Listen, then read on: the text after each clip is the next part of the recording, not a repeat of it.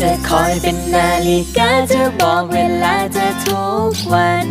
จะคอยเป็นแปรงสีฟันที่ทำให้ฟันของเธอสะอาด